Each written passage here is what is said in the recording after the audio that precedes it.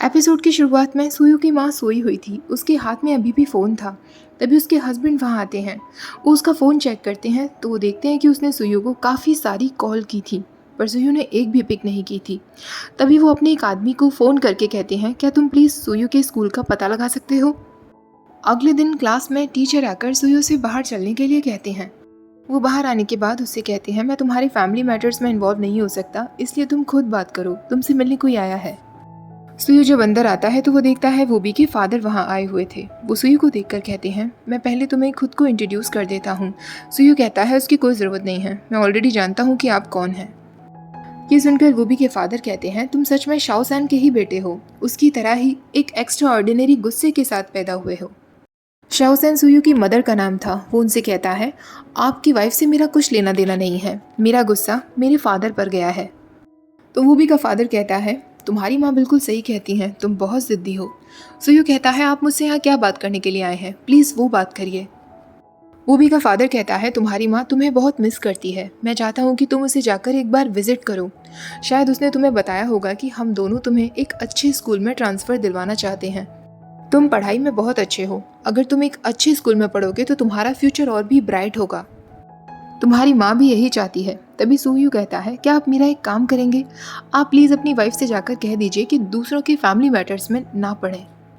वूबी का फादर कहता है, मेरा बेटा भी तुम्हारी एज का है और वो तुमसे भी ज़्यादा ज़िद्दी है। अक्सर मैं उसे एक बात बोला करता हूँ जो मैं आज तुम्हें भी बोलना चाहूँगा।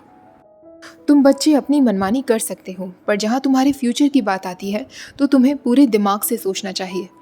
तुम्हें ये सोचना चाहिए कि क्या करने से तुम्हें फ़ायदा हो रहा है और क्या करने से नुकसान हो रहा है। शॉर्टकट तरीके अपनाकर तुम बहुत जल्दी ही बहुत कुछ अचीव कर सकते हो। सुई पूछता है, तो क्या आपका बेटा आपकी बात सुनता है। वूबी के फादर कहते हैं, अभी नहीं, पर बहुत जल्दी ही उसे मेरी बात समझ में आएंगी, क्योंकि कोई भी शॉर्टकट रास्ते को छोड़कर मेहनत करने के रास्ते पर नहीं जाएगा, जहाँ उसे दूसरों के साथ कॉम्पिटिशन भी करना पड़ेगा। तुम दोनों मेरे बेटे हो, इसलिए मैं तुम्हारी भलाई के बारे में ही बात करूँगा। जैसा मैं अपने बेटे के लिए चाहता हूँ वही मैं तुम्हें भी प्रोवाइड कराना चाहता हूँ, क्योंकि मैं नहीं चाहता कि शाओ सैन को लगे मैं अनफेयर हो रहा हूँ।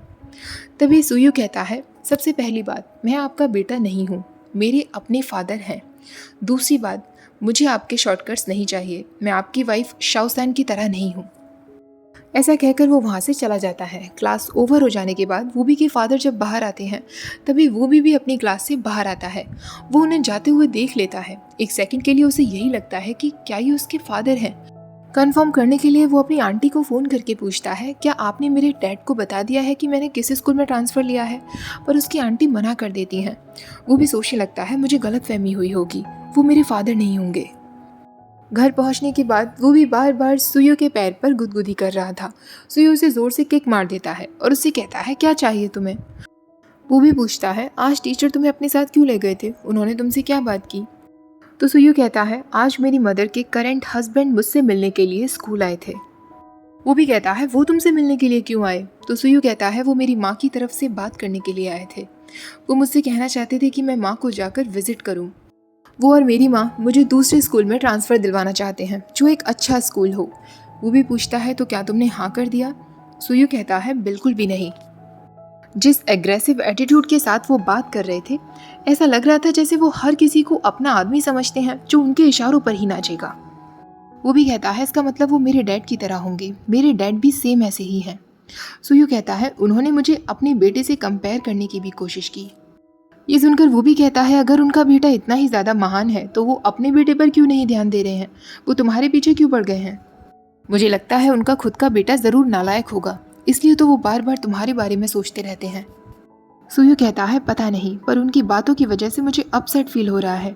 वो भी कहता है, मेरे पास एक तरीका है, उनके बेटे को गाली दो, बहुत अच्छे से, जितनी भी गालियाँ आती हैं सारी सुना दो।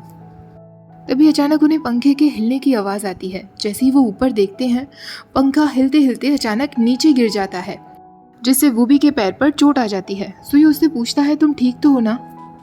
दूसरी तरफ सुयू के फादर को उसके स्कूल की तरफ से कॉल आया था। पेरेंट्स टीचर मीटिंग होने वाली थी जिसमें उन्हें बुलाया गया था।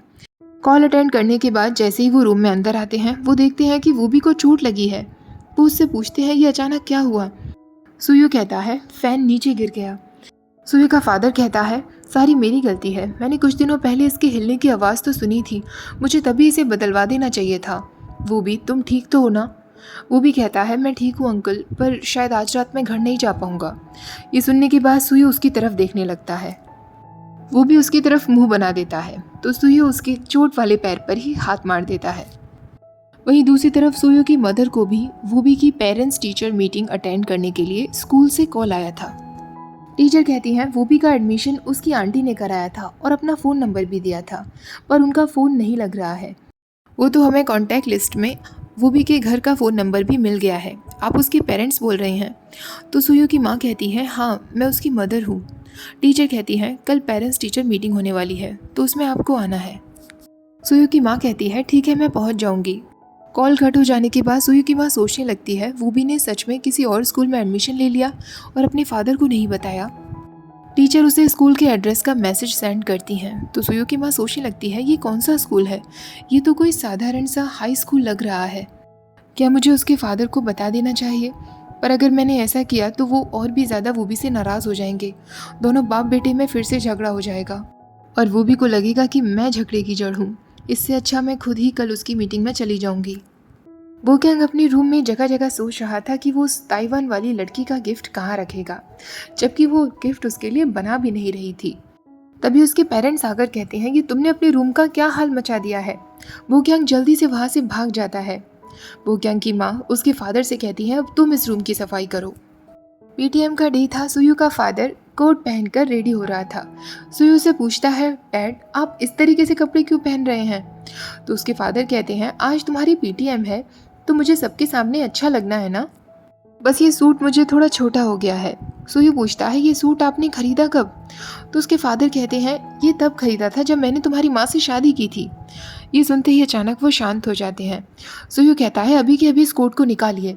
उसके फादर कहते हैं मैं लेट हो रहा हूँ, मैं जा रहा हूँ। वो पीटीएम में पहुँच जाते हैं। उनके पास में मौचोंग की मदर बैठी हुई थी। सुयू के फादर उससे कहते हैं अब समझ आया कि मौचोंग इतना हैंडसम क्यों है, उसकी माँ जो इतनी ब्यूटीफुल है। मौचोंग की माँ कहती है आप तो सच में एक स्वीट टॉकर हैं। तभी टीचर कहते हैं अभी तक वूबी के घर से कोई नहीं आया है। सुयू के फादर सोचने लगते हैं बेचारे वूबी के पेरेंट्स उसकी पीटीएम तक नहीं आए। टीचर कहते हैं लास्ट वीक हुए एग्जाम्स को लेकर हमने ये मीटिंग रखी है। वूबी की स्टेप मदर यानी सुयू की रियल मदर पीटीएम के लिए रेडी हो रही थी। क्लास टीचर कहते हैं हम सब लोग जानते हैं कि सुयू कितना इंटेलिजेंट है, आज तक कभी भी उसके ग्रेड्स कम नहीं आए, तो हम सुयू के फादर को यहाँ बुलाना चाहेंगे जिससे वो अपने एजुकेशनल एक्सपीरियंस को शेयर कर सकें। सुयू के फादर खड़े हो जाते हैं। वो टीचर से कहते हैं मेरे पास सच में कुछ नहीं है शेयर करने के लिए, क्योंकि मैंने कभी सुयू की पढ़ाई पर ध्यान ही नहीं दिया। वो बच्चा आज तक अपने आप खुद पढ़ता आया है। मैं जब भी अपने काम से घर लौटता था वो अपना होमवर्क कंप्लीट भी कर चुका होता था। तभी पेरेंट्स में से दो लेडीज़ आपस में बात करते हुए कहती हैं मेरा बेटा तो आधी रात तक पढ़ता रहता है पर फिर भी वो फेल होता है। तभी दूसरी लेडी कहती है कम से कम आपका बेटा पढ़ता तो है, मेरी बेटी तो बस मेकअप करने में ही लगी रहती है।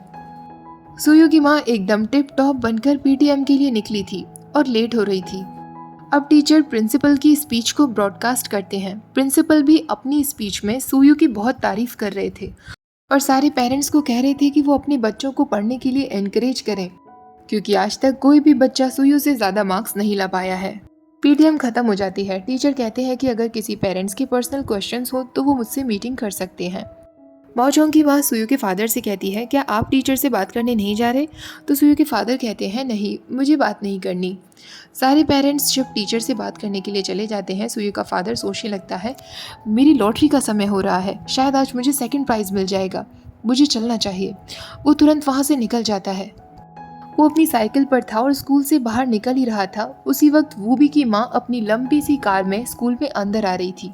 वो जैसे ही बाहर आती है वो सुयू के फादर को देखती है, पर उसे लगता है कि शायद उसे कोई गलतफहमी हुई है, वो सुयू के फादर नहीं है।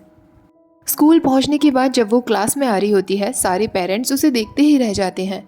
वो कहती है मैं वूबी की माँ हूँ। टीचर कहते हैं पीटीएम तो ख़त्म हो चुकी है, आप ऑफिस में जाइए, मैं आपसे वहाँ बात करता हूँ।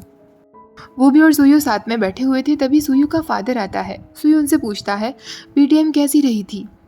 सुयू का फादर कहता है सिर्फ एक शब्द कहना चाहूँगा, ऑसम। आज तक कभी भी मुझे इतना प्राउड फील नहीं हुआ जितना आज हुआ था। सुयू कहता है आज तो आप अपने अच्छे दोस्त से भी मिल लिए होंगे। वो यहाँ वूबी के फादर की बात कर रहा था। पर वो समझ नहीं पाते। तभी वो भी इशारा करता है तो सुयू के फादर कहते हैं, हाँ आज मैं उनसे मिला था ना, हमने आपस में बहुत सारी बातें की। अब मैं तुम दोनों के लिए कुछ खाने को बना कर लाता हूँ। सुयू भी उनके पीछे पीछे जाता है। वो भी अपने फ़ोन को चेक करते हुए सोचने लगता है, मेरे फादर तो पीटीएम में गए भी नहीं होंगे। उन्हें जब पता चला होगा कि मैंने इस स्कूल में ट्रांसफ़र लिया है, उन्होंने ऑलरेडी घर पर बवाल मचा दिया होगा।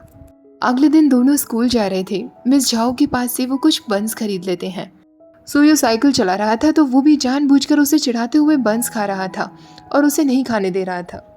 सुयू उससे बंस छीन लेता है और इस तरह मस्ती करते हुए वो दोनों स्कूल पहुंच जाते हैं। वूबी के पैर में चोट थी तो सुयू उसे सहारा देते हुए क्लास में अंदर लेकर आता है। माओजोंग सुयू से पूछता है, ये तुम क्या कर रहे थे? तो सुयू कहता है, वूबी की मदद कर रहा था रेस्ट रूम तक जाने के लिए, उसके पैर में चोट लगी है। माओजोंग पूछता है, क्या तुम उसकी मॉम की सिचुएशन के बारे में जानते हो? सुयू कहता है, तुम भी उसके मॉम के बारे में जानते हो? माओजोंग कहता है, कौन नहीं जानेगा उसकी माँ के बारे में, वो कितनी हाई प्रोफाइल हैं। वो कल पीटीएम में आई थी और सब उन्हें देखते ही रह गए थे। सुयू कहता है, ऐसा नहीं हो सकता, तुमने किसी और को समझ लिया होगा। माओजोंग कहता है, नहीं, मेरी माँ ने खुद मुझे बताया, उन्होंने आकर कहा था कि मैं वूबी की माँ हूँ। टीचर ने उनके साथ प्राइवेट मीटिंग भी की थी, नहीं तो तुम टीचर से जाकर पूछ लेना। सुयू कहता है, तुम्हें कोई गलत फहमी हो रही होगी, वूबी के डैड उस दिन आए थे, ना कि उसकी माँ। माओजोंग कहता है, सारे पेरेंट्स ने वूबी की माँ को वहाँ देखा था, तुम खुद पूछ लेना। सुयू को अब वूबी पर डाउट होने लगता है। स्कूल के बाद जब दोनों साथ में जा रहे थे तो सुयू कहता है, आज मैं तुम्हें तुम्हारे घर तक छोड़ दूंगा, तुम्हारा घर किधर है? वो भी कहता है, नहीं उसकी कोई ज़रूरत नहीं, मैं खुद चला जाऊंगा। सुयू कहता है, तुमने कहा था कि तुम्हारे डैड और मेरे डैड बहुत क्लोज हैं, पर तुम्हारे डैड कभी भी मेरे घर क्यों नहीं आए और मैंने कभी उन्हें इस एरिया में भी नहीं देखा? वो भी कहता है, क्योंकि वो नाइट शिफ्ट पर रहते हैं। सुयू कहता है, ठीक है, मैं आज रात को तुम्हारे घर डिनर पर आऊँगा, तुम्हारे डैड से भी मिल लूँगा। वो भी कहता है, नहीं, मेरे डैड को खाना बनाना नहीं आता। सुयू कहता है, तो कोई बात नहीं, हम खाना नहीं खाएंगे, कम से कम मैं विजिट करने तो आ ही सकता हूँ। वो भी कहता है, शायद तुम साइकिल चलाते चलाते थक गए हो, अब मुझे चलाने दो, तुम पीछे बैठो।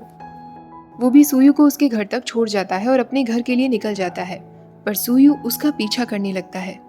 वो भी को बार बार लग रहा था कि सुयू उसके पीछे आ रहा है, इसलिए वो जानबूझकर बार बार छुपते छुपाते हुए आता है और कैसे भी वो सुयू की नज़रों से बचते हुए अपने घर में आ जाता है। वो किसी से कॉल करके कहता है, मैं वो भी बोल रहा हूँ, मेरे लिए एक फ़ादर का इंतजाम करो। रात के वक्त सुयू अपने फादर से पूछता है, डैड, आप वूबी के डैड को कैसे जानते हैं? सुयू का डैड कहता है, उसके डैड की कंपनी मेरी फैक्ट्री के पास ही थी, तभी हमारी दोस्ती हुई, हम साथ में अक्सर खाना भी खा लिया करते थे। सुयू पूछता है, पर वूबी ने कहा था कि उसकी माँ एक आर्टिस्ट है, वो मूर्तियाँ बनाती हैं। एक आर्टिस्ट ने इतने पुअर इंसान से शादी कैसे कर ली? तो सुयू का फादर कहता है, क्योंकि उस वक्त वूबी के डैड की कंपनी काफ़ी अच्छी चल रही थी, पर उसे बिजनेस में बहुत ज़्यादा घाटा हुआ जिससे वो गरीब हो गया। फिर वूबी की माँ भी चल बसी, उसके बाद ही तो वो इस एरिया में आकर रहने लगे। वूबी का फादर बनने के लिए एक एक्टर उसके पास आता है जो कि बहुत फ़नी था। वो वूबी से कहता है, मैंने केवल एक बार एक्टिंग की है, वो भी मेरे हेड ने एक्टिंग की थी, क्योंकि उस एक्टिंग के दौरान मुझे बस खिड़की से झांकना था।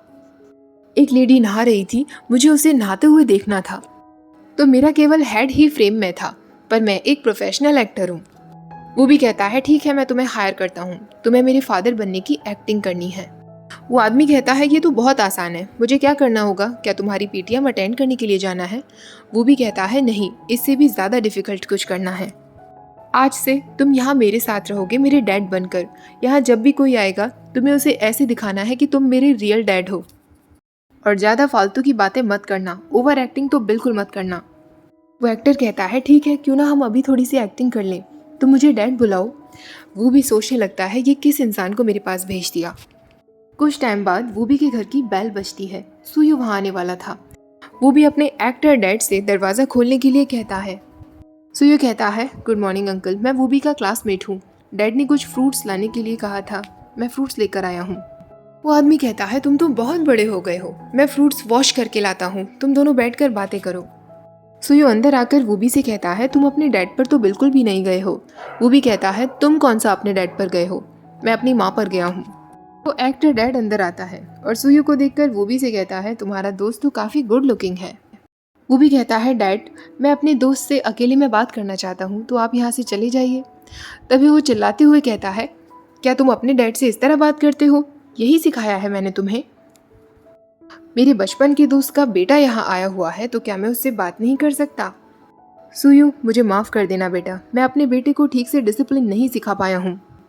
सुयू पूछता है, अंकल क्या आप अपने जॉब के साथ आजकल बहुत बिजी रहते हैं? तो वो एक्टर कहता है, हाँ बेटा, मैं मॉर्निंग में 6 बजे ही उठ जाता हूँ।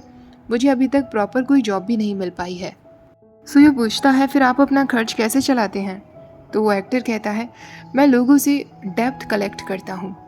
सुयू कहता है, आपकी जॉब तो सच में काफ़ी टफ है। तो वो एक्टर कहता है, किसकी जॉब टफ नहीं होती बेटा, अब अपने फादर को ही देख लो। आज भी जब तुम्हारे फादर के बारे में सोचता हूँ तो मेरी आंखों में इतने ज़्यादा आंसू आने लगते हैं और पूरा दिल दर्द से भर जाता है। उसकी ओवर एक्टिंग को देखकर वूबी को बहुत गुस्सा आ रहा था। वो उसकी पीठ पर हाथ मारते हुए उसे शांत रहने के लिए कहता है। सुयू को भी उसकी बातें बहुत अजीब लग रही थी। सुयू जब रात के वक्त घर वापस पहुंचता है तो उसके फादर कहते हैं, तुम इतने लेट कैसे हो गए?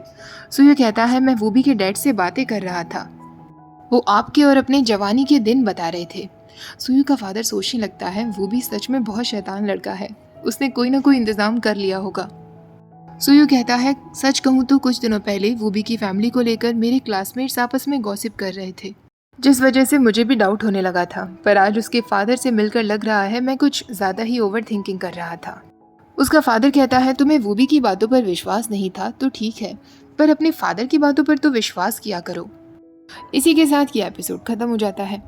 लास्ट वीडियो पर आप लोगों के बहुत प्यारे प्यारे कमेंट्स थे। Thank you very much guys, मेरी एक्सप्लेनेशन और मेरी आवाज़ को इतना पसंद करने के लिए। नेक्स्ट एपिसोड भी मैं जल्दी लेकर आऊँगी। आज का वीडियो लाइक करना मत भूलना, शेयर कर देना BL ड्रामा लवर्स के साथ और चैनल को सब्सक्राइब कर देना। Thank you for watching, bye bye.